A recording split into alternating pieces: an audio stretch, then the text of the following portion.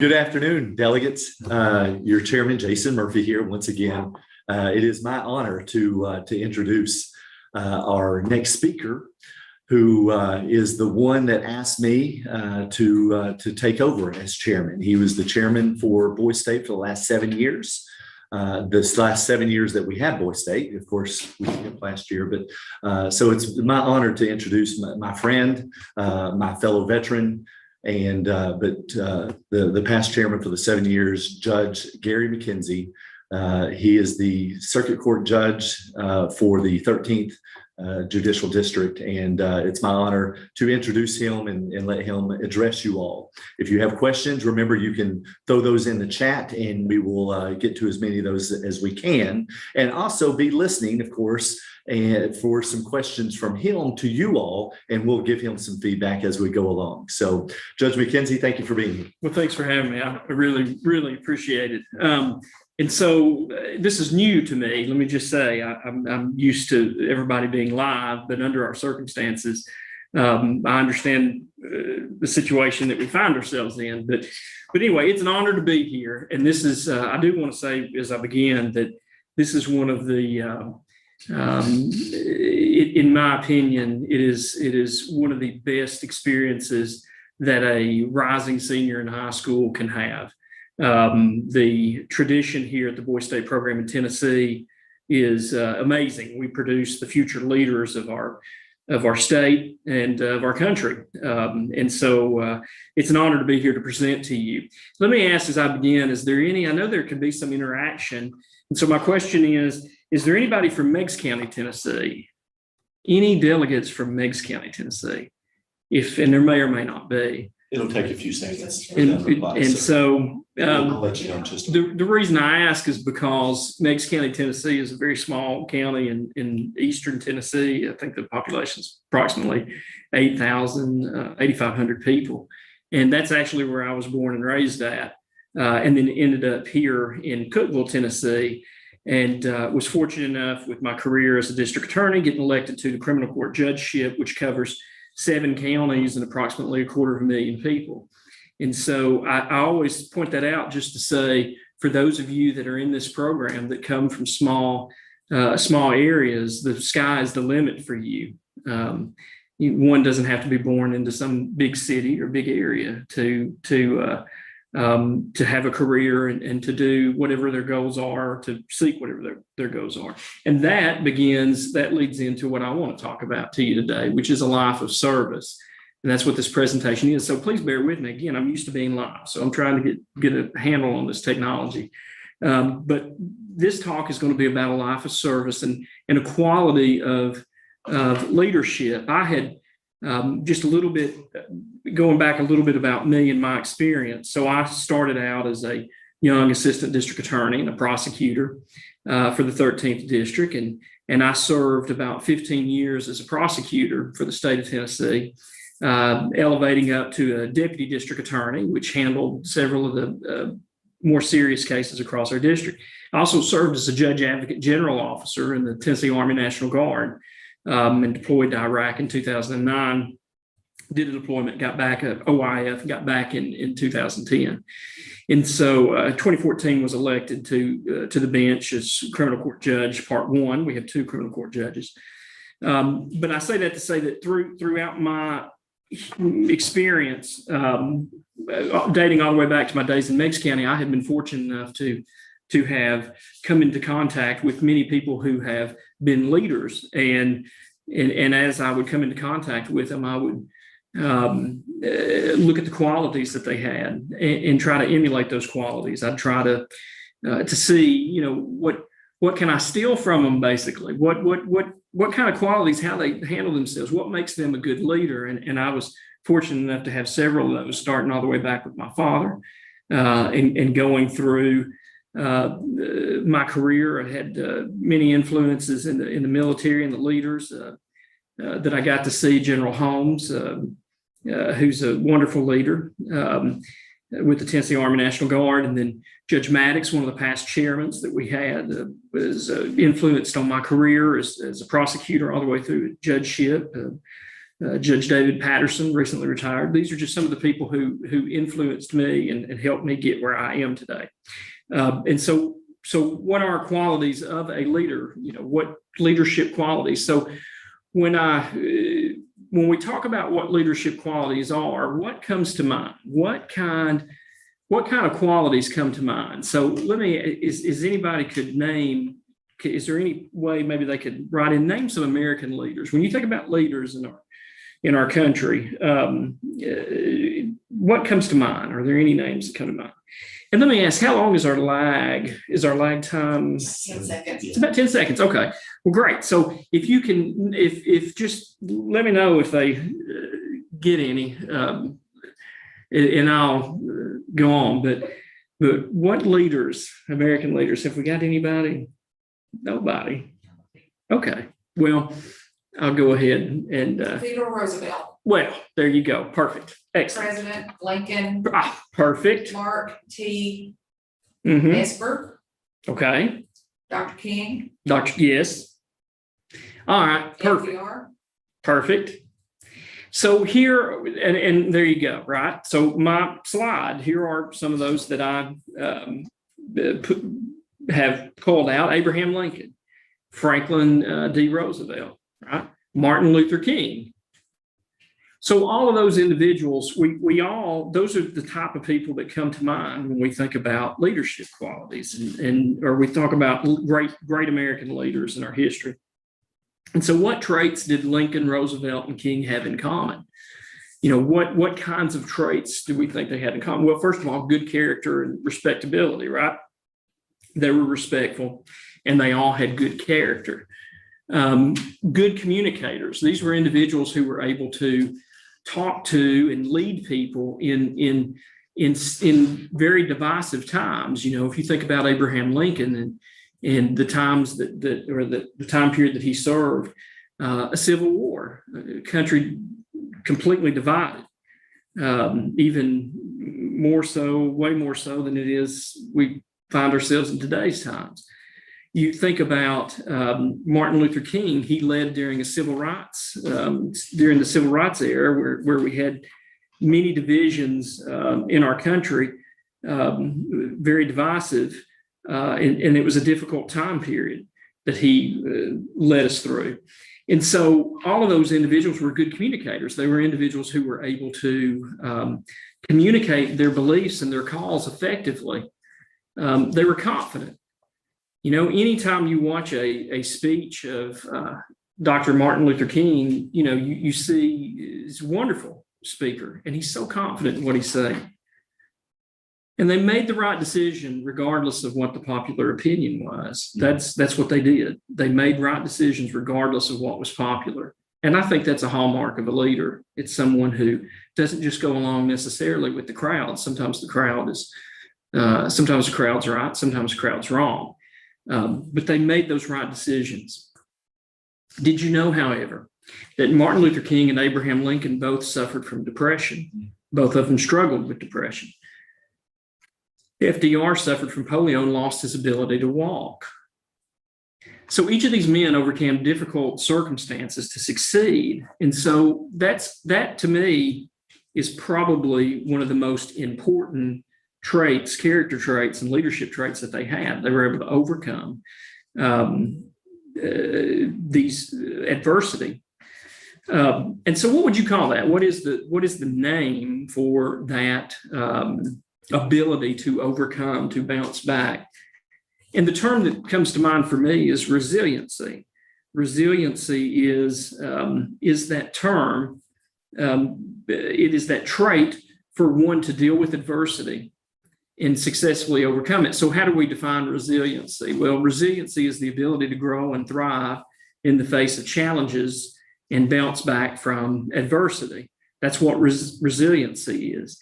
And every good leader, I think, no matter who you might think of when you talk about a leader, I bet you will find that resiliency is one of their best character traits. And so there's a poem that I always like to read, and it's in Invictus, and it's William Ernest Henley, 1892. And this was a poem. Nelson Mandela, obviously a leader as well. This was a poem that he would recite to himself as he found himself in adversity. During apartheid, he found himself imprisoned in a dark dungeon prison cell for many years. He would recite this poem to himself, and this helped him have the ability to move on and to be able to withstand the adversity that he found himself in. And so I'll read it to you. The poem goes, "Out of the night that covers me, black as the pit from pole to pole, I think whatever gods may be for my unconquerable soul. In the fell clutch of circumstance, I have not winced nor cried aloud. Under the bludgeoning of chance, my head is bloodied but unbowed. Beyond this place of wrath and tears looms but the horror of the shade, and yet the menace of the years finds and shall find me unafraid. It matters not how straight the gate, how charged with punishments the scroll. I am the master of my fate. I am the captain of my soul." There's a movie also that is actual movie that's titled Invictus, based off of this. It's a wonderful movie. You should, if you ever have the chance to find it and watch it. But and of course, it follows Nelson Mandela and tells you about his story. But anyway, it's a great poem because you are the master of your fate. You are the captain of your soul. And that even in adverse times, you still have control. That, you don't succumb to being a constant victim. It is you have control of your life, your personal responsibility. There's also another quote that comes from Adam Michnik, who is a Polish activist that opposed communism and fought for elections. And he had a quote that said, "In the life of every honorable man comes a difficult moment when the simplest statement that black is black and white is white requires paying a high price. And that is making that decision regardless of how popular the decision is. Sometimes that's when you find your character really being tested. And any good leader is going to find themselves in that situation. And it's my opinion that a good leader will rise to the occasion. Some will not. So keys to being resilient. Let's talk about that. Self-awareness, know your strengths and limitations. One who's not aware of their strengths or their limitations is not going to be an effective leader. You need to understand that being a leader is not about portraying some false image that you're the best at every single thing you do. In fact, I think it's quite contrary to that. I think that being an effective leader is understanding what your shortcomings are. It is knowing whenever you need help. It's knowing those limitations. And if you aren't self-aware to understand that, you will fail as a leadership. Some leaders fail because they try to take on too much. And I understand that that's another shortcoming that I have of myself, is that it's sometimes difficult. I try to do too many things, and you can't do that. So knowing those strengths and limitations will help you. Self-regulation, regulating impulse and emotion. In other words, think before you act. These are very important. It's a very important trait for a leader. You're going to find yourself in situations in life that are going to be difficult and stressful situations, and it's going to require calmness and having a steady hand at the helm, not an emotional reaction or a passionate reaction. There's nothing wrong with emotion and passion. In fact, having passion about what you do is actually a good quality. But at the same time, I think that being able to regulate yourself, don't get caught up in the hysteria of the crowd. Don't do that. Think for yourself. Be calm. Be able to regulate those emotions. Don't have knee-jerk reactions to any type of stressors in your life. Optimism, right? So avoid the negativity bias. It is so easy to find yourself spinning in this negative circle, criticizing, and I could have done this but for that, or to put blame on something. And I find that it's much easier to be optimistic. Be optimistic. Don't find yourself, if all you are is in a negative frame of mind, you're never going to get out of it. You're never going to go forward. You're never going to climb the ladder. You're never going to do that. You've got to keep your eyes on the prize and stay optimistic. I think those things are extremely important. Connections is the other thing. You must be able to rely on others when you are in need. And that I talk about that in that connection. There's going to come a time in your life where you are going to need help. There's going to be circumstances, whether it be a death of a family member or whether it be in a job situation. There's going to be time where you're going to have to rely on other people, and you will never do it alone. You'll never make it alone. I asked if there was anybody from Meigs County, and that's a very small town. And so in 2014, when I ran for election, I did not win the election. I won the election on the ballot box, but it wasn't just me that won the election. It was all of those individuals that I had met throughout all of my time living in the Upper Cumberland area, all the people that had influence on me, all of the people that I had relationships with and connections with. They helped me during my campaign. They helped me during my election. There's no way I would have ever done it alone. So when I give this talk today, or anytime I stand up on a stage, or anytime I'm in the courtroom, it's not just me, it's all of those individuals that helped put me there. And so I think those connections will help you be resilient, because it's not just yourself. When you're being tested, it's not just yourself that you're going to let down if you fail. It's going to be all of those other individuals that you'll let down. So keeping in mind those connections, I think, will help you bounce back. Do you think they would want you to quit? When you do fall a little short, do you think all those individuals would want you to step down and quit? And the answer is no, they would not. So connections are important, an important piece to resiliency. Rigid or flexible. It's another thing. So being resilient, rigid or flexible. Should you be strong and rigid and unmoving? Should you be able to move, roll with the punches? And, it's my belief that being flexible is much better than being rigid. Being able to roll with the punches in the military, in the Army, the phrase was adapt and overcome. I still use it sometimes especially as we found ourselves, it's what we're doing right now. The leaders of the Boys State program here are adapting and overcome. We found ourselves in a pandemic and this situation. And so what did we do? Did we just throw our hands up? No, we adapt and we overcome. Think about a building. So is the building that's built firm, not to move, stronger than the building that's built to sway? And we all know that they design these massive skyscrapers in big cities, and they design those things to be able to sway and move so that in the event that there's some earthquake, it's able to withstand that. It's like a tree in a storm. If the tree was unable to move, the tree would surely break. And so it's the tree's ability to sway and move in that, to be flexible, that allows it to be standing after any storm. It's the ability to bounce back. It's resiliency. It's ability to take the punches, but yet keep going. That's the most important, one of the most important things about being resilient.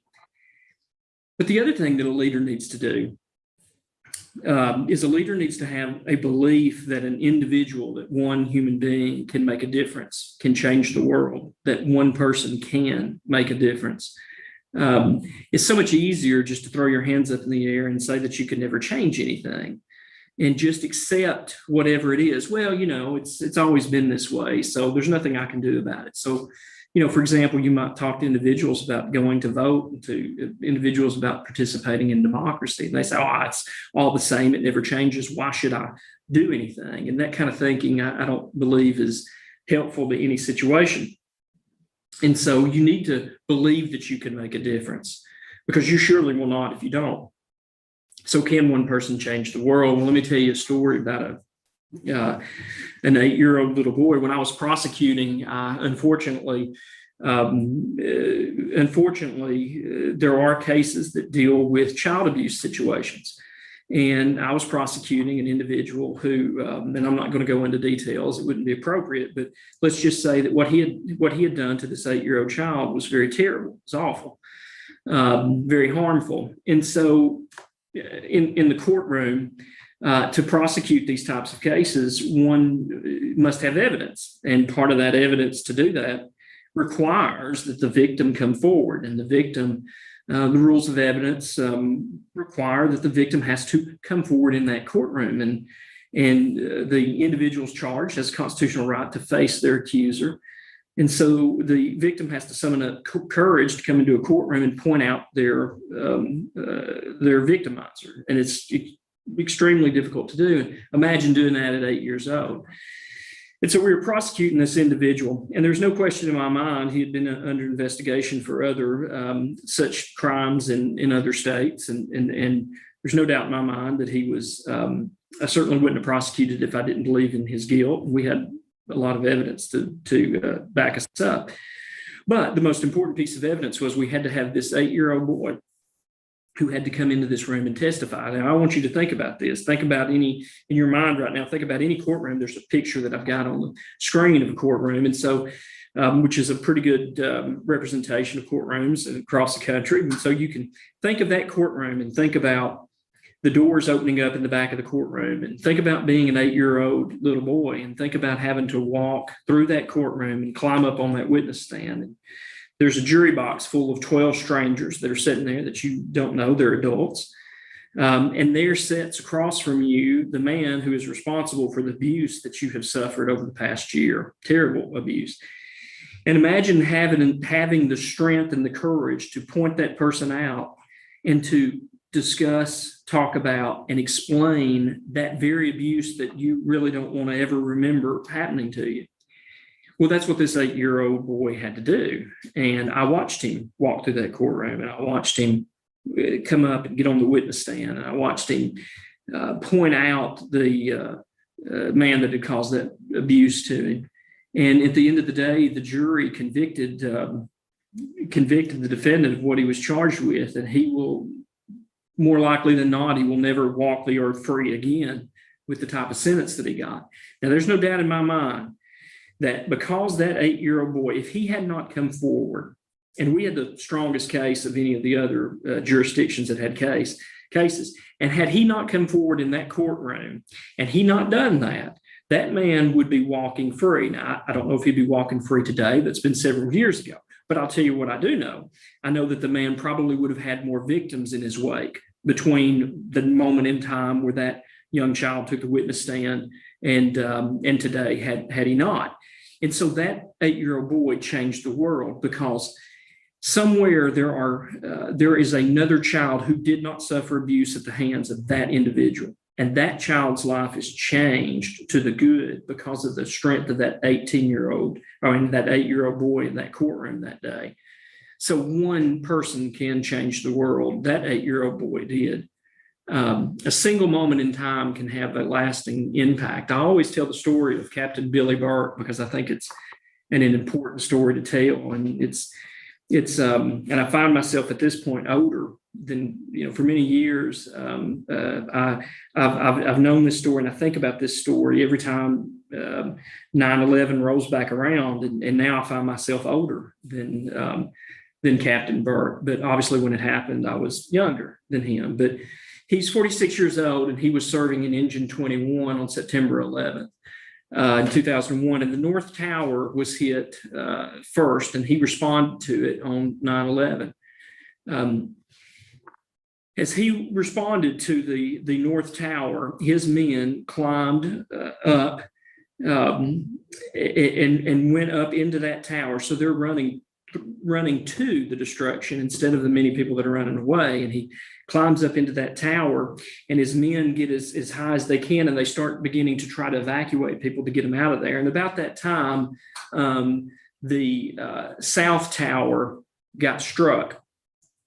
Now, the South Tower, if memory serves me correct, South Tower was struck second, but actually collapsed first. And so as his men were in the North Tower and they were trying to evacuate the individuals that were stuck in there, the South Tower, they actually see it collapse. And at that point, he ordered his men to leave the North Tower. And as he set up there in the North Tower, there were many citizens. In fact, there was one individual in a wheelchair. And And Captain Burke knew that his men would never leave those civilians alone. He knew it. So he ordered them to leave and said he would stay behind with the civilians, that he would stay there with them and try his best to work to get as many of them out as he could. He also knew his men wouldn't leave unless he ordered them to, and he did. He ordered them to leave. And so he stayed behind with all of those civilians, and he certainly knew that after watching the tower collapse, right into South Tower collapse, he knew that he probably would not ever leave that tower. And so he had a phone call from a girlfriend, and it was his last phone call to the outside world. And she begged him to get out. She asked him, please leave. Why are you staying? Don't you know that it's going to fall? What are you doing? Get out of there. And his last words to her was, this is what I do. And so he stayed behind, and the tower collapsed, and he died that day along with the civilians that he stayed behind and with in the North Tower. And I think that story is a very important story to retell, because this is an individual that believed so much in what he did. And I talked about having passion, is he had the passion and the belief in his job and in helping people, so much so that he was willing to risk and sacrifice his life. And so did he change the world? And the answer is absolutely he did. He ordered his men out of that building. Not just the people he saved before he perished in that tower, but all of those men, the men that served underneath him in his command, every one of them they successfully got out of that building. They have went on, they have had children, they have had lives. They have lived to be a firefighter another day to save other individuals, just like the 8-year-old boy did in the story before. All of those ones that he saved will change the world to the good. And so he did change the world. And so there is his name at the 9/11 memorial. And so my two daughters, and if they watch this video, they're now in college. They're going to take issue with the photograph of them because they're much younger in this. But these are my two daughters. And so I wasn't able to go to this trip with them. But I asked them for me to go by the 9/11 memorial to find his name. And you can take paper and scratch over the top of the names to get an imprint. And so they did that for me, and they sent me these photographs, because I think often of Captain Burke and the decision, how difficult that decision must have been to make. Another story that absolutely none of you will remember because you weren't alive is I remember it, January 13th of 1982 in Air Florida. Flight 90 takes off from Washington National Airport. And a second later, the plane crashes into the 14th Street Bridge and landed in the icy Potomac River. I remember it was on television at that time, and I remember being a much younger than I am now, watching this. And 6 passengers actually survived. It was a terrible, terrible tragedy and plane crash, but there were 6 individuals that actually survived that crash and found themselves in the icy waters of the Potomac River. And there's a photograph of it there. And this was being captured live on news. And so helicopters began to come out with ropes and they would drop the safety, ropes and trying to get those survivors and lift them up out of that icy water. One of the survivors was a 46-year-old man named Arlen D. Williams, Jr. And each time the lifeline was dropped, you could see him, and he would take it and he would pass it to another individual, and he would help them get secure in that lifeline so that they could remove them. And so he did that. He did that multiple times until he was the only one left. And so when the helicopter returned for him, he was not there. And so he sat there, and how unselfish can you imagine that would be? How much easier it would be to grab that line and get out of that icy water, but yet he stayed behind to help everybody. And in doing so, sacrificed his life. The 14th Street Bridge is now Arlen D. Williams Jr. Memorial Bridge, named after him. All of those individuals he saved have went on with their lives, and hopefully, because of the gift that he gave them, hopefully they've lived fruitful lives, and by doing that, he changed the world. And so there's a story of the starfish that I tell, and it's not mine. It's I gotta tell you, I didn't create the story, but I really enjoy the story. And the story is there's this man, and he's out on vacation, and he's on the beach, and he gets up early in the morning and he begins to run down the beach. And as he's running down the beach, he's coming forward and he sees this little girl, and she's standing out there, and he notices that there's all of these starfish that have washed up on the beach, and there's just hundreds of them, thousands of them. And he sees her, and she's picking one up at a time, and she's throwing it back into the water. But as she throws it into the water, another wave comes in, and it looks like there's more starfish that are coming on the beach. And she's doing all she can do, one at a time. And he says to her, "What are you doing? It doesn't matter. I mean, hey, what are you doing? You can't possibly get them all back in there. There's more coming in. I don't understand. Why are you doing this? It doesn't matter." And she picks up the one starfish, and she says, "It matters to this one." And she throws it back in. And as she sits down there and continues to do that, people, even the man, begins to pick up and help her. And then here comes another person and another person. And next thing you know, the news crew comes out, and here's a whole entire community, and all the community bonds together, and they come out there and they begin to pick up starfish and throw them back in there. And they get every single starfish off of the beach. And the point of the story is that one little girl, brave actions and leadership on that one little girl ignited a fire that ignited the entire community to do something, to take action. And that's one individual who can change the world. And so how is it that you measure success? I tell you these stories, and it's not that success and changing the world is not necessarily that you cure a disease. Not all of us certainly can do that. How is it that you measure success? Well, it's not the size of your bank account. It's not just how much money that you make. That's not, although there's nothing wrong with these things. Believe me, there's nothing wrong with these things. To strive for these things as goals, there's nothing wrong with it. But that alone is not how you measure it. It's not by your title. I got elected criminal court judge, and I certainly respect and honor that title. And I'm humbled to have it. I'm humbled to have it. But that's not it. Not just having the title itself alone is not how you measure success, no matter what it is, whether it's president, senator, representative. Those titles are honorable things, and you should try to achieve those things. But the title in and of itself is not how you will measure success whenever the end of days come. My father had a definition that I actually prescribe to, that I try to I try to remember, and he's long since passed, but this is one of the things that stays with me. And he would say that you will measure success, that when your life concludes, how many people did you touch in a positive way? How many lives did you touch or did you help in a positive way? That's how you measure success. How helpful were you during your time here?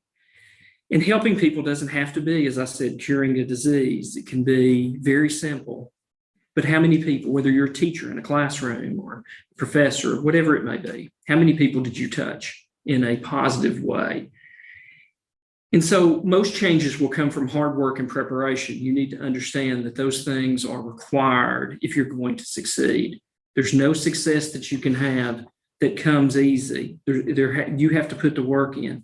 So leaders prepare and they work hard. That's what they do. They put in the work ahead of time. That is a trait that you must have. Okay. It's not just about picking up a sign in protest. And I don't say that to slight those that protest. That's not the point of what I'm saying. There's nothing wrong with that. But what I'm saying is it's not good enough to just protest with a sign or that's not good enough. You have to do more than that. You have to educate yourself. You have to dedicate yourself to whatever the problem is that you're wanting to solve. Not just talk about it, not just in today's world, posting on social media. Just posting on social media is not going to solve problems that we have in this world. It's going to take individuals who prepare, educate, learn, and roll their sleeves up to change problems in this world. And sometimes I'm afraid that we're getting away from that. But life is hard. You have to understand that you're going to have setbacks, that there's no way. I had plenty of setbacks during my career. I had plenty of things that were setbacks, and life is going to be hard and you're going to have challenges, and you can't just retreat and blame somebody else or some other institution or blame the world we live in. That's not going to get you anywhere. If you do that, you'll fail and you will not get back up. You have to understand that life is hard. It's difficult. That's the default setting for life, and you're going to have to rise above it. And so don't give up when you get those setbacks. Continue to strive for your goals. So what can you do to lead and serve? So as we're coming full circle, what is it? What can you do? Well, I'll tell you what I do. I have a passion for seeking justice. It's something that I always had. It was my passion. Some of you will have passions for different things, maybe engineering, maybe politics, maybe maybe teaching in a classroom. I don't know. You have to answer that yourself, right? I stay informed on issues that are important to my community. Pick up a book and read. That's to me, I think one of the better things that you can do is not just in your studies, but find things that interest you. Get a book, read, get away from that cell phone, get away from that computer, and actually read a book. You'd be surprised how that can broaden your horizons. I look for ways that I can volunteer for a good cause. The American Legion is a wonderful program, and honored to be a member of it. And it helps veterans. They do such wonderful things to help veterans in our state and in our country. And this program itself is one of the things. It's them giving back to the future leaders. I have a veterans treatment court that deals with veterans who have come back and had issues, whether it be PTSD or whatever the issue may be, and they find themselves involved in the criminal justice system. And so, we have a program to try to help those individuals, to give them an opportunity to rise up and deal with whatever issue they may have. So that's what you need to do as a future leader. You need to ask, what can I do to serve? What can you do? So after this week, I challenge you to be resilient. I challenge you to find your passion and live for it. Find what it is, what makes you happy. What is that? What is it that you want to do, and go in that direction. Get involved in your community and make positive change. There was a young man one year that went through this program and decided he wanted to get into politics to change things. And he was the youngest elected county commissioner in the state of Tennessee. He ran right when he turned 18, got elected. And now is helping his smaller county decide certain issues and problems that they're facing. So get involved with your community. Prepare, educate, and plan for the future. Without any kind of plan, you're not going to be successful. You've got to have a plan in the beginning. And that's going to take preparation, and it's going to take education. Education, extremely important. You've got to get that education. And so always believe that you can make a difference. Don't ever lose sight of the fact, no matter what your age is, no matter what you're doing, every one of us can make a difference. And so this is my passion. This is my family. And this is what drives me forward to make a difference. And it's why I serve. It's why I want a better world, because I want them to live in a better world than what I received. And so it's been an honor. This is my information, and you can write it down. There's my email address. I hear from individuals that went through the program occasionally. I hate that I didn't get to see you in person. I didn't get to meet you in person. And, maybe next year, I hope next year that Voice State program finds itself back in a live setting. Because it's a wonderful, wonderful program. And so I hate that I didn't get to meet you, but listen, you got any questions about anything I've talked about, career, your education, you can shoot me an email. I'll be more than happy to answer it for you. And so that is the end of the program, but I guess question and answer, or If there's any questions. if there's any question at all, you can send it in. I'll be more than happy to take it. I don't know if there'll be any. I don't know what my time frame was. It's a little different doing we this. still have time for questions if any pop we've got up, about and 10 minutes. and sometimes they ask them and sometimes they don't. So we'll give them a few seconds to do that. But Judge, I can tell you that presentation spoke to me, even as a retiree from the U.S. Air Force and a business owner and someone that is active in my community, that spoke and encouraged me to continue making a difference in the world, one starfish at a time. One starfish at a time. So part of the reason I said yes to being the chairman of this program is it's a program that we can try to pour back into our youth and our community. It is. And, sitting here in this room, and I know not everybody can see everybody that's in the room necessarily, but Judge John Maddox is here. And so for 40 plus years, Judge Maddox was chairman of this program, and there's no telling how many people and lives that and in my small time here, I have students who came through this program who are, one is in the Air Force about to become a pilot. I mean, there's, so this program is a wonderful thing if you want to make a positive difference, in my opinion, and those that engage in it. So we do have a few questions. Okay. One is, where did you attend college? I attended college at the best college in Tennessee, which is Tennessee Tech University. I mean, no question about it. I'm very proud to say that. I loved it here. It's a great school. It's a great school for many different things. One, it's got all the things that you would want with a big university, but it also has a feel to it of more closer campus community and teachers and professors that are willing to engage with you, and smaller class settings, I guess, maybe helps with that, although it's growing. But Tennessee Tech, and it's a wonderful school. And so if any of you are out there thinking, I'd have to recommend it. So How do you feel about electing judges? Does it make them political? Does it make them political? Well, well, obviously, yes. I think the answer to that is, to some degree, anytime you have elections, it makes you, certainly you become a political creature to some event. But at the same time, I also believe that the leaders, we have a democracy. Well, it's a republic, to be honest, but it's a democratic republic. And so I do think that the ones that lead this country need to be able to answer to the citizens that they represent. Now, having said that, one of the things about being a judge, and you take oaths, and one of the things, if you study the law, is to be fair and to make decisions that are, whether they're popular or not. And so, the other thing is, we have in the state of Tennessee, we have longer terms. We have an 8-year term to be judge, which gives a little bit of independence because it's a longer term. You're not constantly running for office.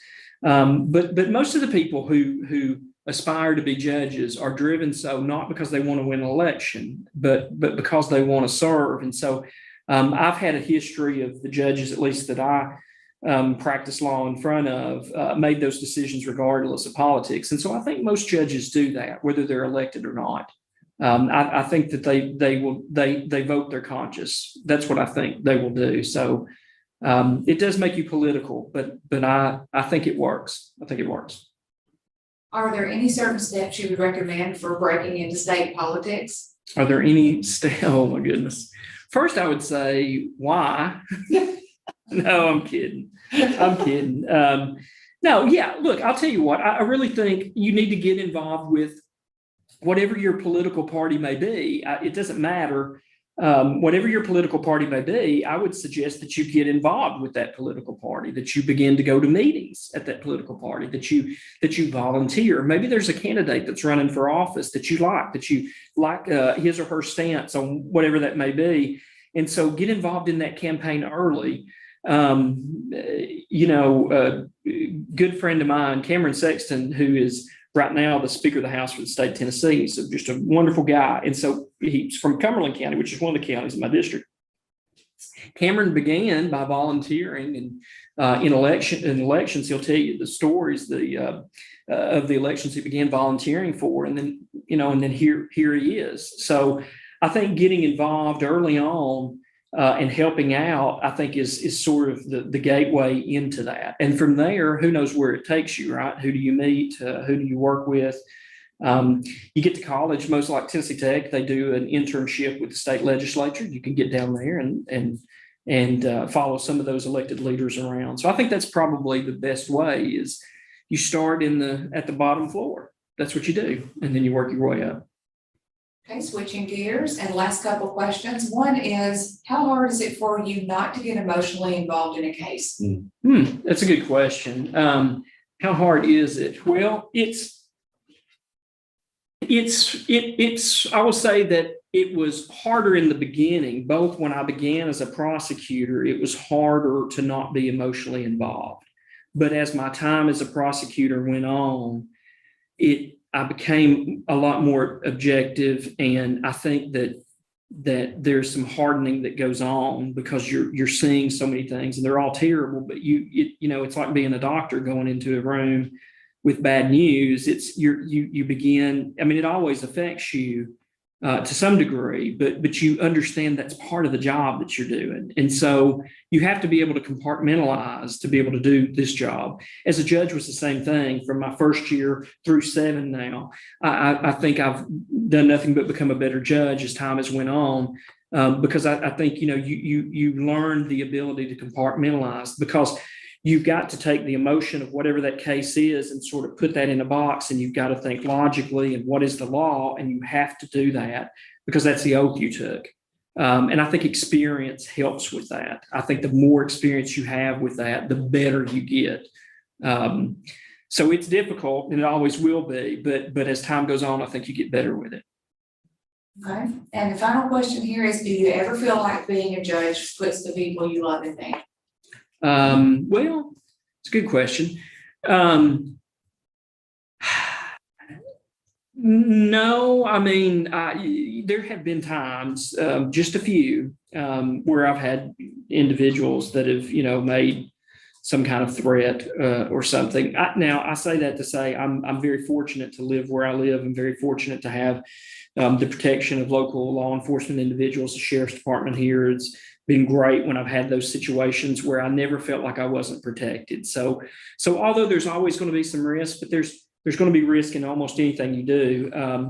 I've never felt like that risk was unacceptable, like it had gotten too high. And if it ever did, I wouldn't be doing it because I wouldn't want to put them in danger. So different judgeships in different areas may have different answers to that question. But I've never felt like the risk to my family has been at unacceptable levels. So, and I think that's probably going to be all the time that we have. Yes, sir. Judge McKenzie, I appreciate it. Delegates, I want to remind you that coming up next is our speeches for candidates for governor and Supreme Court. You'll be able to make up to 8-minute speeches coming up here very quickly. I want to remind you that we're going to take a little bit of a break, and then you will return to the general election campaign room after the break to hear those speeches, to be able to make your decisions. This is a very busy day, Judge. We've already had primary elections this morning. Oh, wow. And we're going straight this afternoon to our general election. Okay. So it's a little faster pace this year based on the circumstances that we're working with. So Good. I'm sure you can imagine, just a couple hours ago, we had our candidates, our delegates that won their primary, and now we're going straight into the general they're campaigning election. for the general. Right, That's right. That's so right. it is a fast-paced, So Got to move back to the center. Please be present, guys. Be aware of what's going on, and so take a short break and prepare those speeches, and we'll see you in a little bit. Thank you.